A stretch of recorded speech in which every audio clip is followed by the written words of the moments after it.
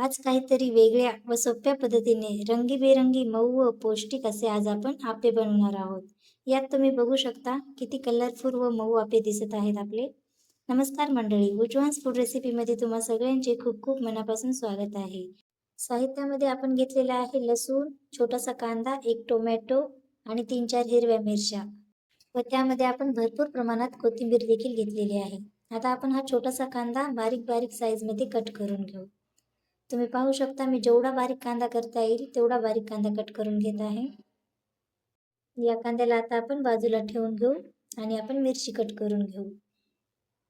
या ठिकाणी मी मिरची कुटून न घेता बारीक बारीक तुकड्यांमध्ये कट करून घेत आहे. तुम्ही मिरच्या कट न करता ठेचा देखील वापरू शकता. पहा मी या ठिकाणी खूप बारीक बारीक अशा मिरच्या कट करून घेतलेल्या आहेत. त्यानंतर आपण कोथिंबीर कट करून घेऊ. या ठिकाणी मी भरपूर प्रमाणात हिरवीगार अशी कोथिंबीर घेतलेली आहे. बारीक कट केलेली कोथिंबीर आता आपण एका प्लेटमध्ये काढून घेऊ. आता आपण छोटंसं लाल फ्रेश टोमॅटो कट करून घेऊ. टोमॅटो हे ऑप्शनल आहे, तुम्ही त्यामध्ये टाकू शकता किंवा नाही. पण टोमॅटो टाकल्यामुळे आपले आप्पे खायला एकदम भारी लागतील. त्यामुळे मी या ठिकाणी छोट्या साईजचे टोमॅटो घेतलेला आहे. या टोमॅटोला जेवढं बारीक करता येईल तेवढं बारीक कट करून घ्यायचं. या ठिकाणी आता आपलं टोमॅटो कट झालेला आहे. त्याला एका प्लेटमध्ये आपण काढून घेऊ. आपलं हे साहित्य आता चिरून झालेलं आहे. आता आपण लसूण पाकळ्या कुटून घेऊ. या ठिकाणी मी 10 ते 15 लसूण पाकळ्या घेतलेल्या आहेत. लसूण व जिरे मी एकत्रच कुटून घेत आहे. यामुळे आपल्या आप्याची चव एकदम भारी लागेल. त्यामुळे शक्यतो लसूण व जिरे थोडे जास्तच वापरा. आता आपलं हे साहित्य सगळं तयार झालेलं आहे. आता आपण आप्पे बनवण्यासाठी तांदळाच्या पिठाकडे वळू. या ठिकाणी मी रंगी व पौष्टिक आप्पे बनवण्यासाठी तांदळाचे पीठ वापरलेलं आहे. पहा मी रात्री तांदूळ भिजत घालून ठेवले होते रात्रभर. आता त्याला मिक्सर वाटे मी काढून घेतलेला आहे. तुम्ही तांदळाचे पीठ हे विकत देखील मार्केटमधून आणू शकता. या पिठाला व्यवस्थित मिक्स करून घेऊ आणि आपल्याला 4 प्रकारचे रंगीबेरंगी आप्पे बनवायचे आहेत. त्यामुळे मी या ठिकाणी 3 वाट्या घेतलेल्या आहेत. या वाट्यांमध्ये आपण हे तांदळाचं पीठ टाकून घेऊ. तुम्ही पाहू शकता या पिठांमध्ये मी खायचा सोडा किंवा इनो देखील टाकलेलं नाही. जर तुम्हाला टाकायचंच असेल तर थोडं तुम्ही किंचित टाकू शकता.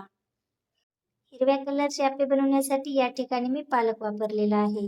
या पालकला आपण मिक्सर वाटे काढून घेऊ. पालकची भाजी नको म्हणणारे सुद्धा हे आप्पे चवीने खातील. त्यानंतर लालसर किंवा गुलाबी रंगाचे आप्पे बनवण्यासाठी आपण इथे बीट वापरलेला आहे. बीट वापरून केलेले हे आप्पे अत्यंत पौष्टिक असतात. या पिठामध्ये आता आपण साहित्य टाकून घेऊ. तुम्ही पाहू शकता मी यामध्ये थोडे थोडे जिरे आणि कट केलेली हिरवी मिरची टाकून घेत आहे. तुम्ही यामध्ये लाल तिखट किंवा हिरव्या मिरचीचा ठेचा देखील टाकू शकता. त्यानंतर मी कट केलेला कांदा यामध्ये थोडा थोडा टाकून घेत आहे. नंतर टोमॅटो टाकून यामध्ये आपण कुटून घेतलेला लसूण टाकून घेऊ. लसूण हा जास्त बारीक कुटून घ्यायचा नाही. तुम्ही पाहू शकता मी ओबडधोबड असा लसूण कुटून घेतलेला आहे. आता आपण यामध्ये भरपूर प्रमाणात कोथिंबीर टाकून घेऊ. एका वाटीमध्ये आता बीटाचा रस टाकून घेऊ.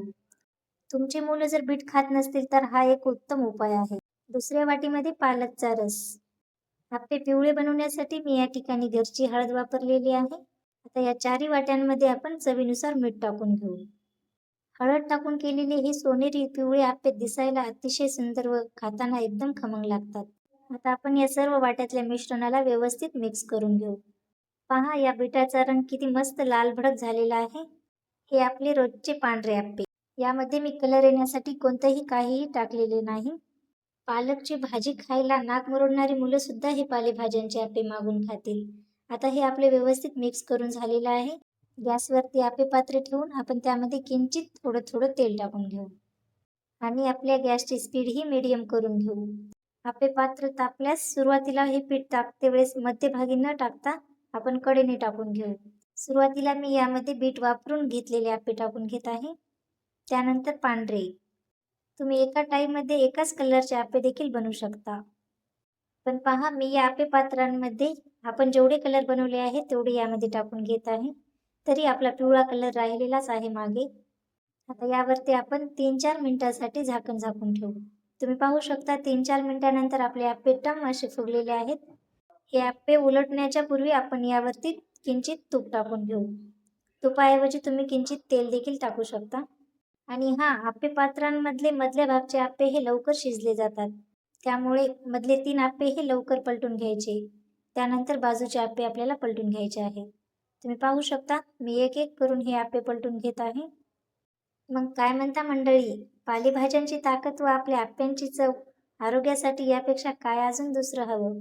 एक बाजू पलटून आपण दुसरी बाजू शिजण्यासाठी त्यावरती पुन्हा झाकण झाकून ठेवू. पहा 4-5 मिनिटांनंतर आपले केमिकल विरहित व नैसर्गिकरित्या पौष्टिक असलेले हे आपले आप्पे तयार आहेत. असे रंगीबेरंगी आप्पे हे तुम्ही तुमच्या मुलांसाठी नक्की एक वेळेस बनवा. हे आपले पौष्टिक व गरमागरम आप्पे आपण एका प्लेटमध्ये काढून घेऊ. आणि आपलं उरलेलं पीठ आपण पुन्हा आप्पे पात्रांमध्ये टाकून त्याचे आप्पे बनवून घेऊ. जर सुरुवातीला आप्पे पात्रांमध्ये तेल किंवा तूप टाकलं असेल तर पुन्हा टाकायची गरजही नाही. पण या ठिकाणी मी तूप वापरत आहे, त्यामुळे मी थोडं तूप टाकून घेतलेले आहे.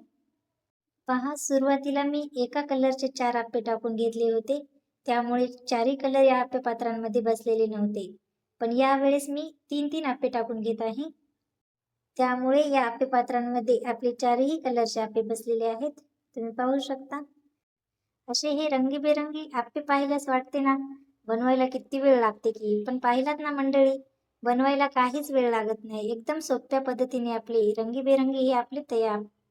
यामध्ये आपण कोणत्याच प्रकारचा बाहेरचा केमिकल युक्त कलर टाकलेला नाही. एकदम नैसर्गिकरित्या पालेभाज्याच टाकून आपले रंगीबेरंगी हे आपले आप्पे खाण्यासाठी तयार आहेत.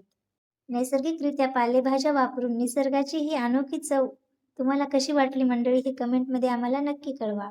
आणि तुमच्याकडे हे आप्पे कशासोबत खाल्ले जातात? खोबऱ्याची चटणी का शेंगदाण्याची चटणी? या ठिकाणी मी सॉस वापरलेला आहे खाण्यासाठी. आणि लक्षात ठेवा मंडळी, जे आपण खातो तेच आपण बनतो. त्यामुळे नैसर्गिक खा आणि फिट राहा.